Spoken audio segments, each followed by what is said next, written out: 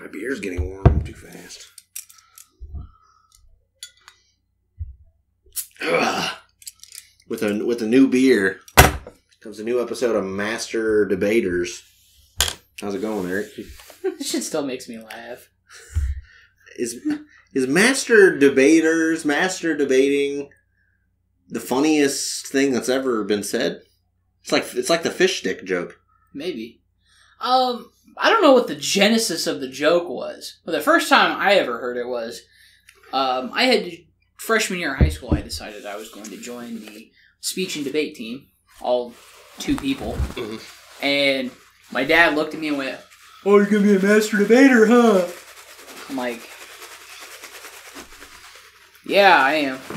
Are we all just twisted facsimiles of our father, but we refuse to accept it? Speaking, I'm like a spitting image of mine. Yeah, probably. We draw a topic out of the hat, and then we decide how we're going to tackle the motherfucker. I'll tackle some motherfuckers. Oh, fuck. What? Damn, I'm on it with these philosophers. I got Plato. Damn! Jeez, alright. Fuck. Eric said, I ain't trying to read about the fucking Greeks anymore. 3 Greeks in a row. Fuck! How many more Greeks do we have in there? I don't know, there's like, 400 million of them or some shit? and Socrates is in there too, right? Yeah. So, I keep thinking we already did Socrates. What are the odds of if we've drawn 3 philosophers out of 10 or 15 or whatever we have in there, that they're all Greeks? Good. All right. We don't have 10 or 15 philosophers in there. I thought we did. Do we? It doesn't matter. We have a decent amount. 10 maybe. I was I was going to say 7, but I don't know. I think it is closer to 10. We flip a coin. When it comes to philosophers, this is how we do it. One of us has to argue why they're based, and the other has to argue why they're cringe. And then you get to decide at the end, if you watch it or whatever, if another human being watches this video, they get to decide whether or not it's based or cringe. But first you gotta flip a coin to see who gets to pick who is based and who is cringe. Okay. I'll let you you want me to do it? Yeah. I know you flip and love to flip. I do love to flip. Call in the air. Tails. Alright, you won this toss again? When it comes to tossing, there's nobody... anyway. Plato.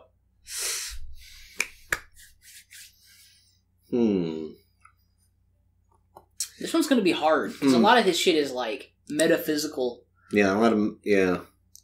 I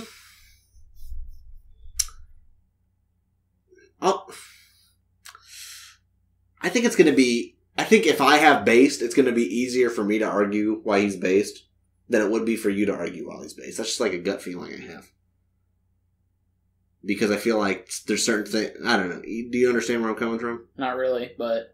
I feel like you're insulting me. No, I feel like there's certain things about my mindset that I can more easily be like, yeah, Plato's kind of based, than where you wouldn't gel with him as easily.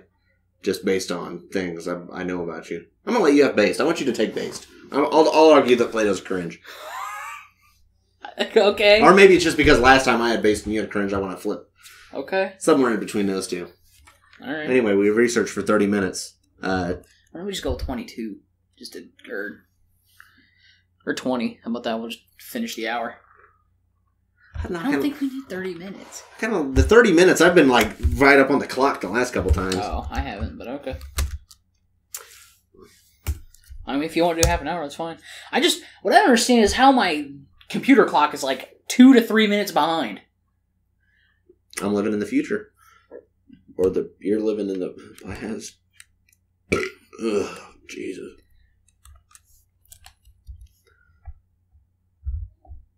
Oh.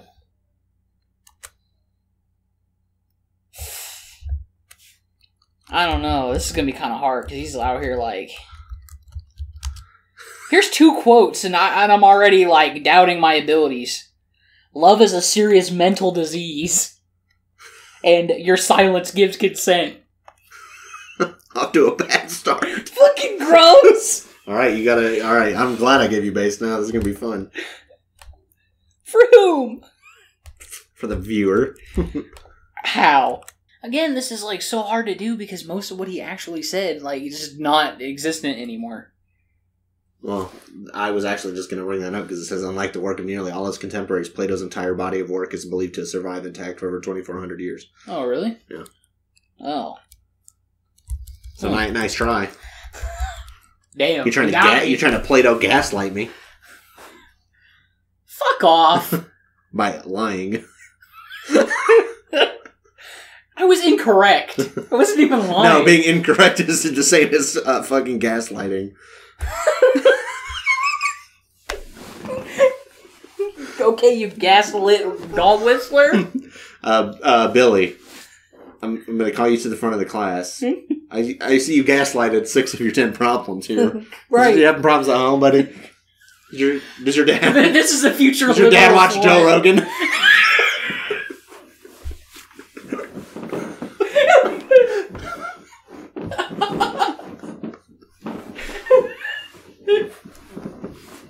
Anyway, does your dad make you eat elk meat every night? Yeah. Didn't you ask me like a week and a half ago or something like that about how... Explain to me how Joe Rogan can eat a whole elk for a year. Like, how much meat can be on an elk? Yeah, because I was watching a video where he's talking about how you can kill one elk and eat it for a year. And I guess I didn't not believe him. I'm like, that's an astounding fact to me. Maybe Eric knows more about elk. Let me get some insight on this. They're fucking big. That's what I've come to understand, apparently, is that they're just big as shit. They're fucking big. And also, like, 600 pounds. Like, a 600-pound animal, like, it doesn't seem that big until you're talking about eating it. Right. You know what I mean? And then you're like, damn, I ate that quarter pounder, then threw up. Right.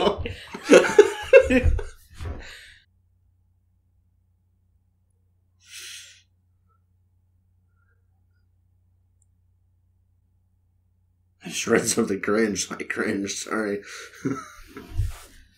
Maybe I'll go back to the Wikipedia page then. I don't want to give you any ammo. Oh, whatever. Yeah. Okay, Plato's epistemology involves Socrates arguing that knowledge is not empirical and that it comes from divine insight. Gross. More like Socrates. Got him! Got him! Huh? Who? Reality is unavailable to those who use their senses. That is just fucking patently false. Well, he's on some, like, only the world of the mind is true shit. Socrates is contemptuous of people who think that something has to be graspable in the hands to be real. You know, that's not incorrect. That's not completely incorrect. You know what else might be cool when it comes to some of these philosophers, especially when they're kind of like Aristotle and Plato, and they got a bunch of shit. Mm-hmm. Where we could like break it up.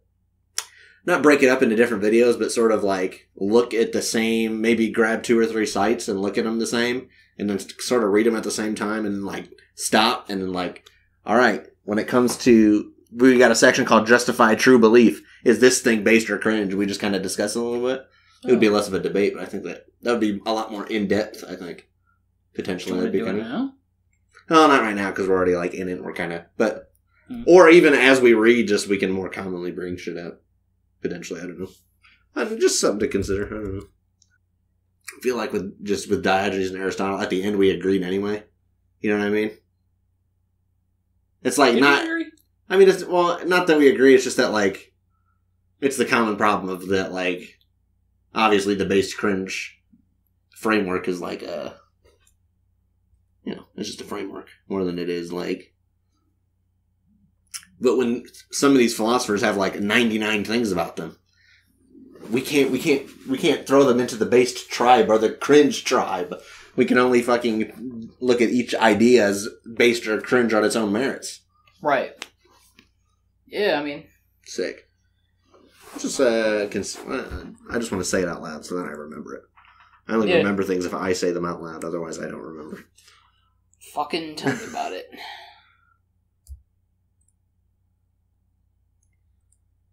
think that's one of the major differences between you and me as people, bruh. What? I don't remember. I have to say something out loud to remember it. No.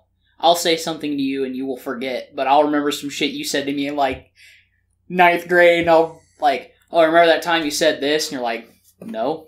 I'm like, oh, alright. That is true. I mean, I'm not arguing it. I'm just trying to understand why. It's just something about me. I don't think about my own life very much. I really don't. I mostly think about things. I'll just think about some shit, you know what I mean? Not to say that you aren't thinking about some shit, but, like, I never, like, reminisce. Grow up. You know, that's how I'm not reminiscing about it. I just I'm just like, it. I just don't. I mean, it never even does it sometimes just, like, cross your mind. You'd be like, damn, I remember this time in 10th grade when blah, blah, blah. You know what I mean? Like, never a single time. Oh.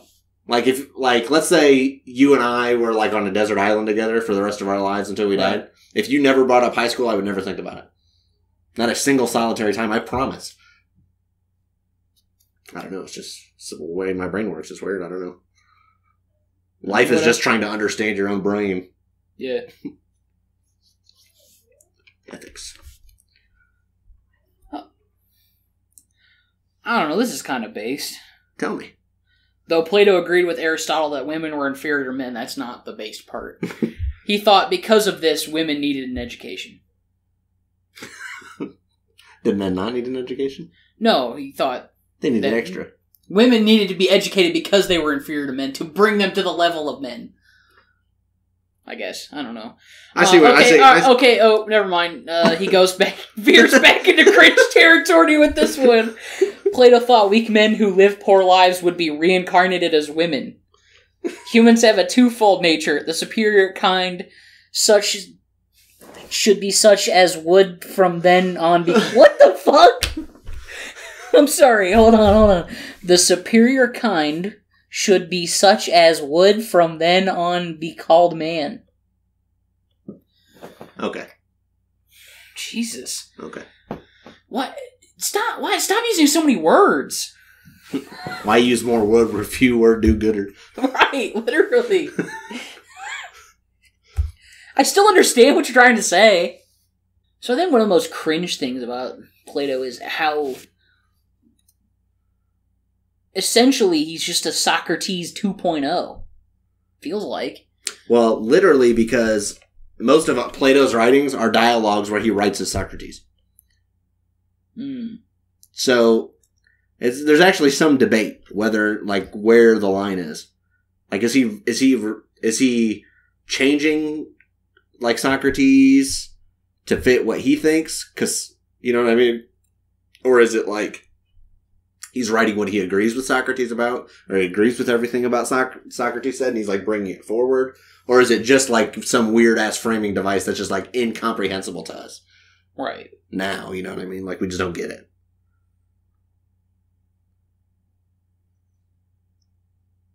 Like, if Socrates is really respected, maybe from his point of view, when he writes as Socrates, then it's like, he's putting his thoughts in the voice of somebody who's like, you know, I don't know. Plato views the good, in quotes, as the supreme form, somehow existing even beyond being. Socrates propounded a moral intellectualism which claimed nobody does bad on purpose, and to know what is good results in doing what is good. That knowledge is virtue. In the Protagoras dialogue, it is argued that virtue is innate and cannot be learned. That's pretty cringe. Ooh. Socrates twice compares the relationship of the older man and his boy lover to the father-son relationship. Wait, read that sentence to me one more time.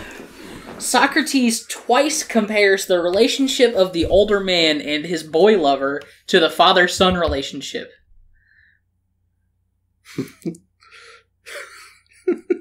Aristotle.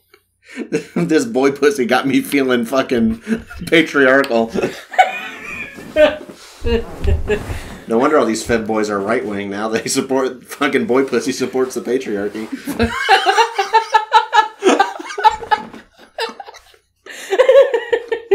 Hey man, that's some boy pussy dog whistling right there.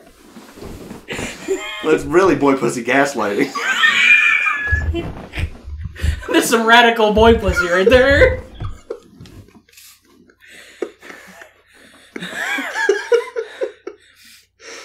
Oh. Socrates Boy mocked... pussies in my like top 10 favorite words. Like of all words. Socrates mocks men who spend exorbitant fees on tutors and trainers for their sons, and repeatedly ventures the idea that good character is a gift from the gods.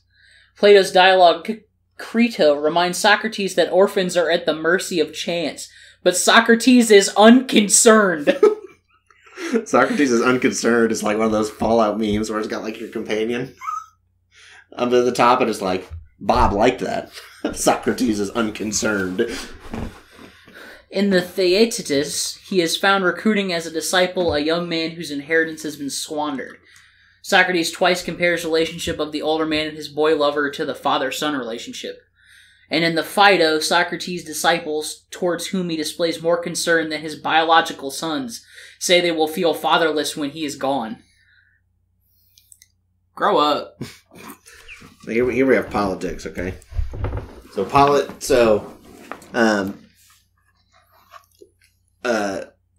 Plato would intellectually divide three parts of like the human individual, or like the soul, into appetite, spirit, and reason. And he does the same like broadly to societies based on politics, right? So we have the appetite are the productive are the workers. So the laborers, carpenters, blah blah blah, all those people. People actually like do shit and get shit done, right? The fucking wage slaves. Then we have protective, the spirit. Those who are adventurous, strong, and brave in the armed forces. Governing, rulers are philosopher kings. Those who are intelligent, rational, self-controlled, in love with wisdom, well-suited to make decisions for the community. These correspond to the reason part of the soul. According to this model, the principles of Athenian democracy are rejected, as only a few are fit to rule. Instead of rhetoric and persuasion, Socrates says reason and wisdom should rule. Here we go, reason.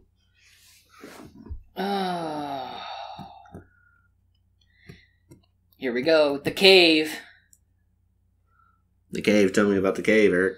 Well, how, like, the sunlit real world is, like,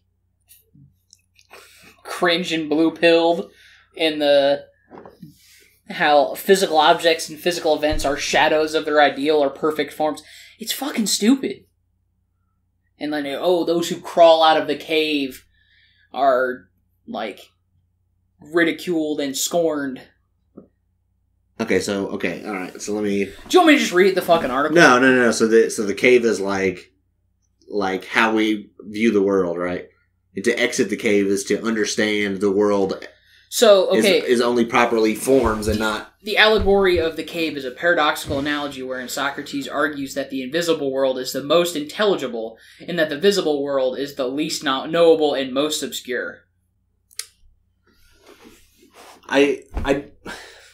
So, when it comes to, like, Platonic idealism in general, right? Yeah. Like, intellectually, it makes sense to me. Does it? I mean, I understand it on an intellectual level, right?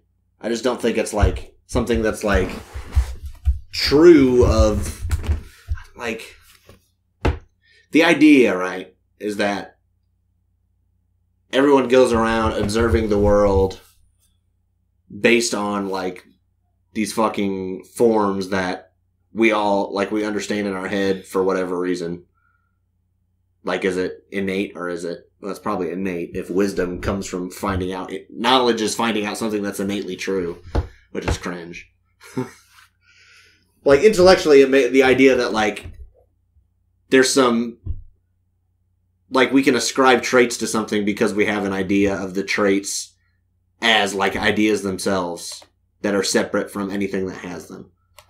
So in that way, the real world is like an imperfect version of the world of the mind, but it also just feels like, yeah, okay, but like what? But like what, though? You know what I mean? Mm-hmm. Like, what does that get you? Besides, like, the real world's... I don't know. I feel like I'm making myself look more like a dumbass trying to elucidate why it's like weird and doesn't really make that much sense, even though it's like innately argued. Not innately, but strongly. Well argued, probably is what I...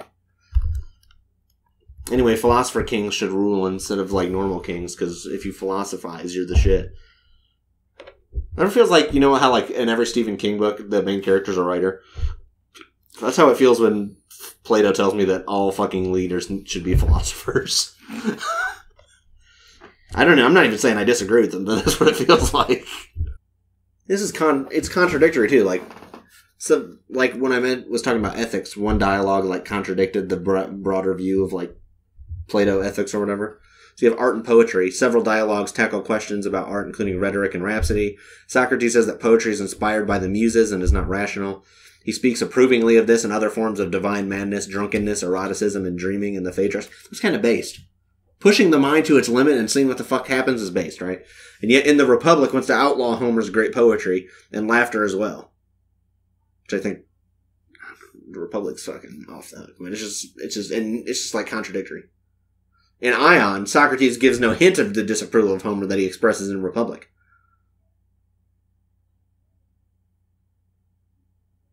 The dialogue Ion suggests that Homer's Iliad functioned in the ancient Greek world as the Bible does in today's modern Christian world. It is divinely inspired literature that can provide moral guidance if only it can be properly interpreted. But also, Homer's poetry should be outlawed, so what the fuck? That's the most cringe thing.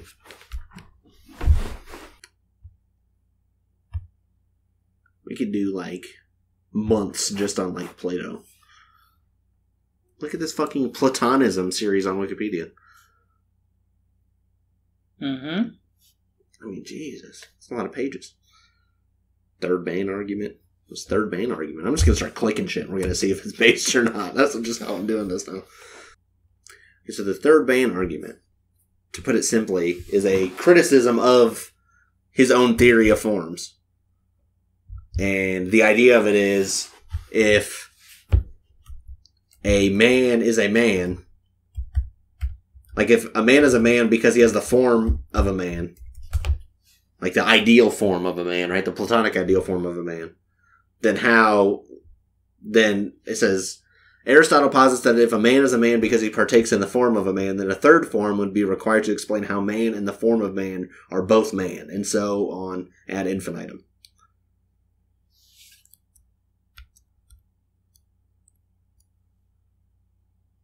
We got, like, philosophy math.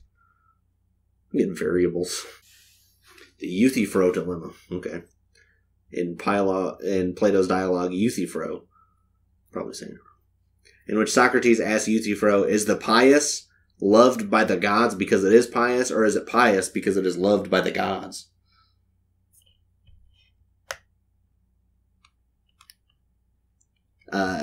Q 2,500 years later, you got people thinking on it.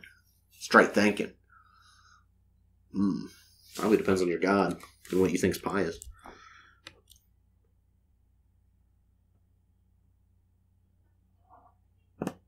Yeah, okay. Euthyphro proposes that the pious is the same thing as which is loved by the gods. But Socrates finds a problem with the proposal. The gods may disagree among themselves. Euthyphro then revises his definition, so that piety is only that which is loved by all of the gods unanimously. I just love this image of Socrates. Just fucking thinking. That's how Eric be on the toilet. I'm gonna put it on the screen. Straight thinking on it. Fuck! What do you want from me? I'm not. Look, this is a well-regarded image, my friend. That is how I look on the toilet. I'm either complimenting or just stating a simple truth. That is correct. I do be in there for a while. Anyway, I guess the conclusion of the Euthyphro argument is that something is pious irregardless of whether or not it is loved by the gods. It cannot be pious because it is loved by the gods, or it can't be loved by the gods because it is pious, because then it's like a circular argument. There has to be other qualities that you can ascribe to it, which identify it. Pious doesn't feel like a real word anymore. Really? You never get that when you like say a bunch of word, like see the same word over and over again, or say it a bunch of times, it starts to feel fake, like it's some made up bullshit. No. I'm trying to think of the last time I felt that. It was on like the word. I don't know, some word. I had to write like 5 times in fucking 2 minutes, and it's like this does not feel like a real fucking word anymore. I just love that there's like so many dudes who are like, I am a Plato scholar.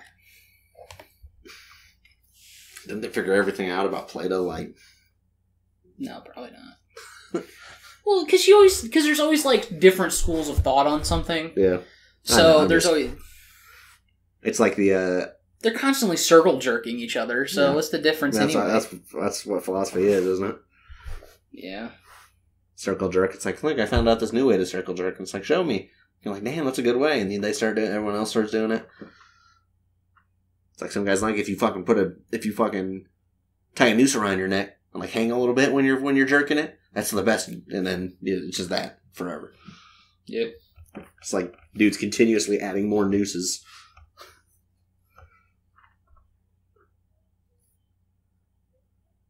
Isn't the time up?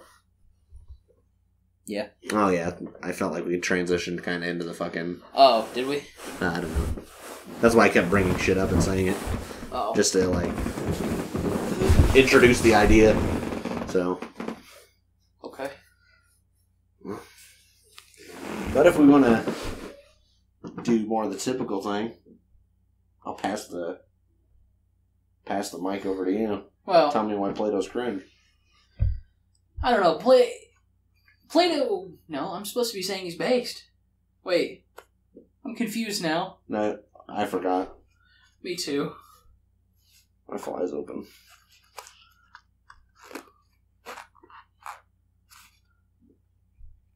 I'm legitimately confused. I don't remember what I was supposed to be arguing. I said you had to argue why he was based. Oh. And I was going to argue because I thought it would be harder for you to argue why it was based than it would for me. So I wanted to, and also it was the opposite of last time. Oh. That's not how I researched. I think I immediately forgot. Alright, tell me why Plato's cringe. Because everything he argued is just like about ideas and how everything is just almost completely disregards like the physical world around him. That's pretty cringe in my opinion. There's this idea, you know about woo, right? The idea of woo? Like the Wu-Tang Clan? No, like woo, like WOO. You never heard that term before? No. So if I'm intellectually trying to argue about whatever, right? Like religion, right?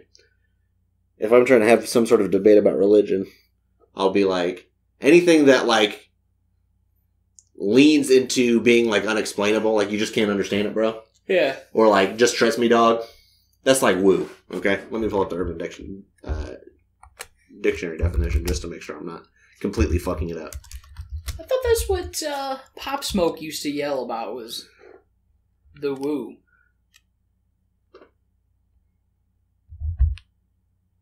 Pop Smoke, he the woo, shaking my head, it ain't no place, but he from the floss.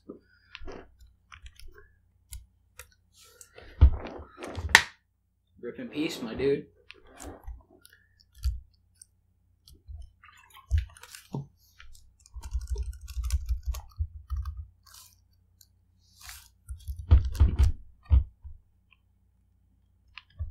Okay, so it's more commonly called woo-woo. Okay. Woo-woo. Woo-woo is descriptive of an event. Ooh-woo. Woo. Descriptive of an event or person espousing New Age theories such as energy work, crystal magic, Reiki, bizarrely restrictive diets, or supernatural/paranormal/psychic occurrences. Often has studied in an authentic religious tradition such as Hinduism or Zen Buddhism, but now practices an Eastern influence yet severely watered down and westernized pseudo-mysticism. Can be a synonym for sketchy, probably because Santa Fe, New Mexico, and Sedona, Arizona, self-proclaimed woo-woo capitals of the world, also have a large and skeptical rock climbing population. But mostly like the first two sentences of that is what I hear it as, it right? Okay. So, basically the idea is like you're attributing some like, this is like fucking nonsense. Like mental fucking nonsense. You can't explain it. It's just there, right? Right. Plato feels pretty woo. There's a lot of woo to Plato, I feel like. Right. I feel like it's articulately described woo. Yeah, and I think that's an issue. Epistemologically consistent woo. Right. You know what I mean? It's like Deepak Chopra, right? It's like... Deepak Chopra? Whatever. There's a lot of that. That's pretty cringe. It's extremely cringe. Because woo is fairly cringe. Right. And the entire thing with the cave is pretty cringe, too. The idea of philosopher kings, it's less cringe. Depends on which philosophy they wanted to have, I guess. Fuck Donald Trump. Fuck Joseph Biden. We need gamer kings. Gamer king, gamer philosopher, anti-politic kings. Whatever I am, we need that kind of king to be the leader of society. Right. If I like to fucking play lacrosse, we need lacrosse kings as the fucking rulers. Right. That sounds like a clothing brand, doesn't it? What? Lacrosse Kings? That or like a pop punk band. Yeah. Or a ska band. Ooh, yeah. Ska punk. There you go. Steal it, I don't care. All you ska punks out there watching this philosophy debate. Anyway, there's a lot of woo to me. And that's not to say it's, like I said, it's epistemologically sound woo. Is it? Well, okay. Epistemology is a spook. There's no objective epistemology, right? There's not an objective anything. I know, but like people argue about epistemology, like epistemology should be the object. Like the goal is to find the objective way to like understand, right? That's the idea of epistemology, is like knowledge and understanding, right? Right. Constructing understanding and knowledge. Like how do you do that? So there's trying to find the best way. Best. Right.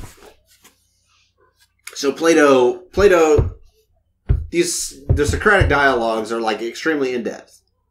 And they're very detailed and they're well argued. Another thing that's pretty cringe is the fact that all of his dialogues are written as Socrates is the main character. Yeah. That's pretty cringe to me. That's like that's some weird ass hero worship type shit. It's creepy. It's creepy.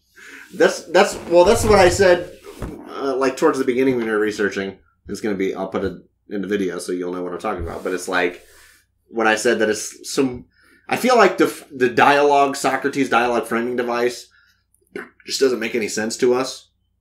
But I feel like it had, and I don't think that we need to account for it not making sense to us. It's kind of cringe nowadays. But I think there's probably something about like, it's got to come from Socrates, otherwise it's fake bullshit or something, you know what I mean? But that's just fake woo. Bullshit that's just more woo. Right. That's like the Divine Comedy where like he has to be led by Aristotle or who's he? Virgil. Yeah, but who's he led by? Virgil. Dante is led by Virgil. Right. Dante is almost not a self-insert exactly, but it's basically him. Right. And then Virgil's the poet who wrote the Iliad. Yeah. At least like Virgil's a character though, you know what I mean? Right. He doesn't proclaim to be like, it's like fiction. Right. Right. It's openly fiction. Right. I feel like just like Plato's kind of like just like waxing his carrot a lot. I mean, that's what all philosophers are doing, right? Yeah. They're fucking choking their chicken, but just something about like Platonism is just like everything about it is mental masturbation. Yeah, I think that's the best way to put it. Yeah. And so let's talk about the cringes thing is the Platonic ideal, I guess. Because a table can take on many forms as a table, right? Like it had different shape, different material, all that other thing.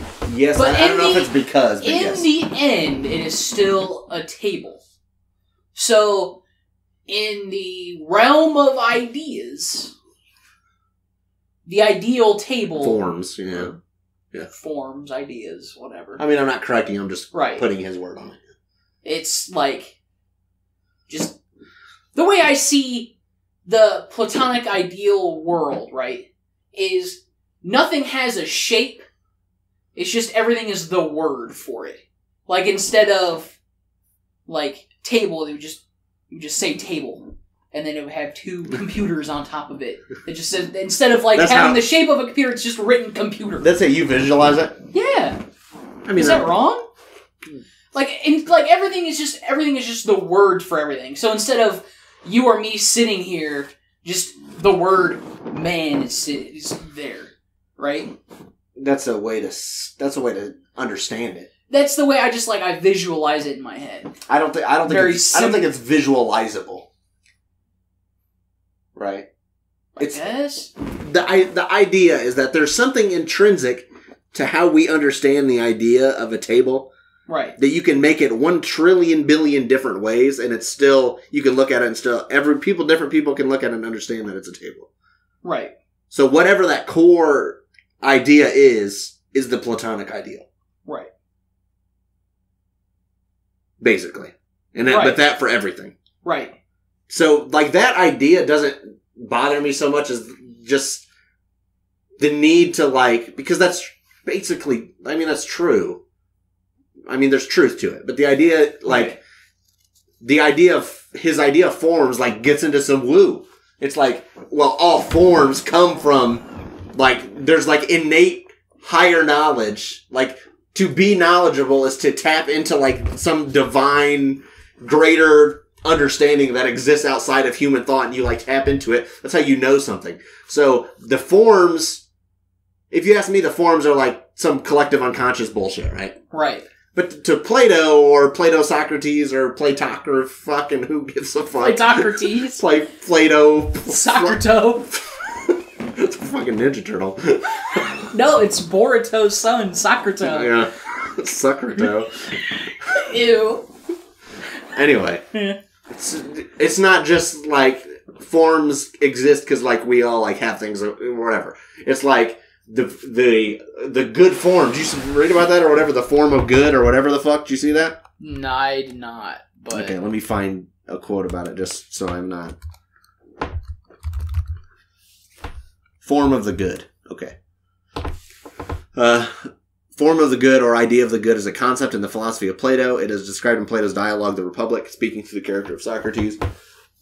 This form is the one that allows a philosopher in training to advance to a philosopher king. It cannot be clearly seen or explained, but it is the form that allows one to realize all the other forms. The definition of the good is a perfect, eternal, and changeless form existing outside of space and time, in which particular good things share. So it's like some silly fucking voodoo woo bullshit. Level 1 philosopher in training, level 99 philosopher king. Yeah. This is how philosophy work. Yeah, it's just like, I don't know. It's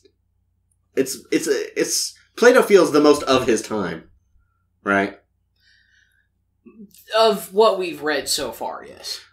Just in terms of not being, like, outdated or aged or whatever. Right. But in terms of, like, just not the fundamental misunderstanding of how or just the world works. The way he looks at the world is the same way that, like, religious philosophers and shit looked at the world, and it's like, well, I read that the three major Abrahamic religions owe a lot to Plato. Yes. Which is a major point to being cringe. Well, that's not his fault. I don't care. Fair. He's posthumously cringe for that. Okay, that's fair. As long as we clarify, it's posthumously cringe. Right. In that regard. Right. But it's just like, just certain aspects of, like, it feels like refusing to accept the world as it is. So there has to be a form of the good that, like, explains it all. Or there has to be some, you know... Okay, it's just attributing too much shit to, like, some fucking woo. Like, some shit outside, you can't understand it, but maybe you can understand it a little bit if you read my philosophy. That's just how it is, and it's just, like, I can't vibe with it. It doesn't work for me. Intellectually, it just doesn't here's work. a pretty good, like, synopsis of the cave. Okay. We are prisoners chained in a cave who see only the shadows cast by the forms and think the shadows, rather than the hidden forms, are real. So everything we see around us is like shadows cast by the Platonic ideas. Yeah, it is written as a dialogue between Plato's brother Glaucon and his mentor Socrates. What the fuck? Narrated by Socrates. All of his shit is fan fiction. This is literal fan the most fiction. Interesting thing about Plato to me is this. This is the most this is what I'm going to pursue the most because I want to know what the fuck is up with this. Can any Greek scholars tell me what the fuck is up with making your brother talk to your teacher in your fucking dialogues? I don't get it. It's like weird. It's not self-insert fan fiction, but it's like he doesn't exist. Right. He's like, Socrates didn't tell me nothing. He told my brother. It's like he's a fly on the wall or something, you know? I guess, and I mean that kind of makes sense. It's like neat. I just don't get it. Try and like get the objective truth of like a dialogue, but I'm pretty sure every dialogue is fictional. Right. Yeah. I don't know, man. It's weird. Yeah, I just don't. There's probably things I don't understand about it that make it make more sense relative to the time. Honestly, too, it could have, and I feel like doing it, framing all of his dialogues like this is almost kind of a cop-out, too. Because he could say, well, this is what Socrates thought, and then later he could say something else is what he thought, right? Like, I as Plato think this, and then Socrates thought this. Potentially, yeah. Right. That's pretty cringe. Fairly. Yeah. That's like after you die, right? If I'm still alive. Yeah. Somehow. Start writing the fucking dialogues. Yeah, I'm gonna start writing the dialogues where, like, Tyler talks to, my cousin about the shit. It's weird. It would legitimately be weird. Let's go to the criticism section.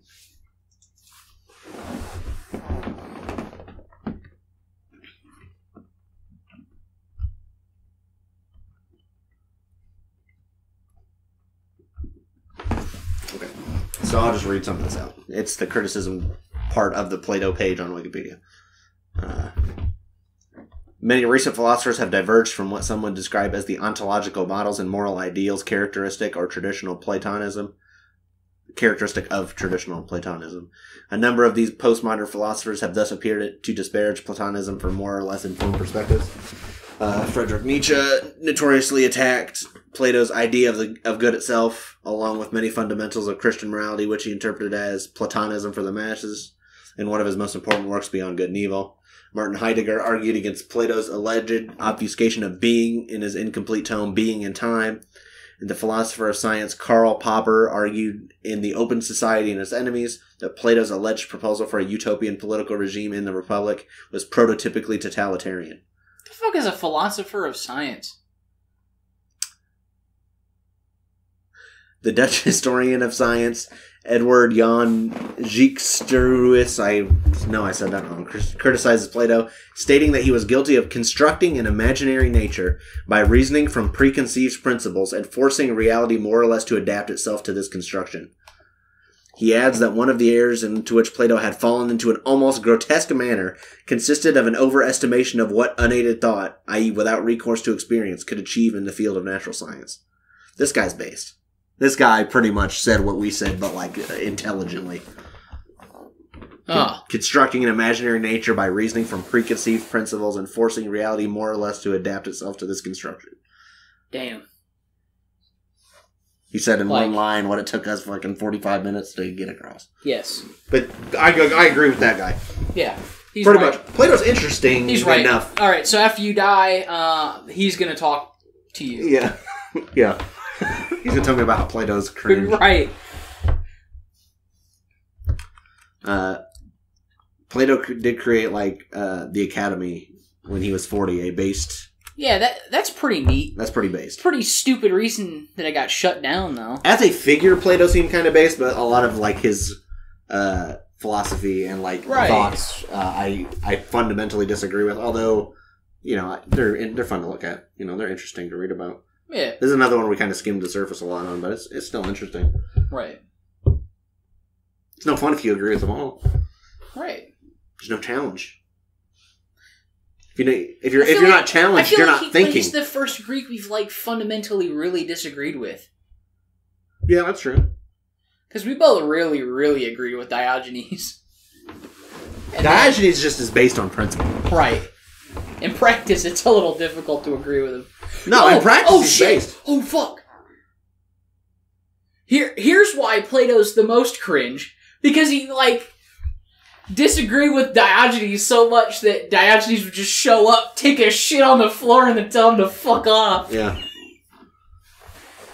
That's the best part. He got bodied by fucking Diogenes at every turn. Yeah. Literally shit on.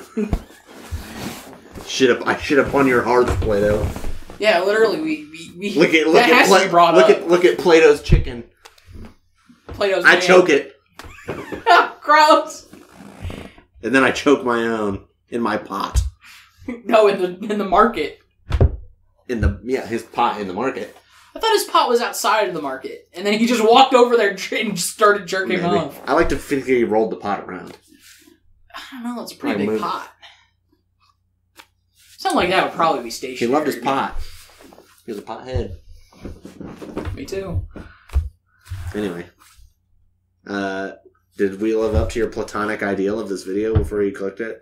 Let us know in the comments next time on Master Debaters. Are we the platonic ideal of debate? Or the platonic ideal of cringe. Fucking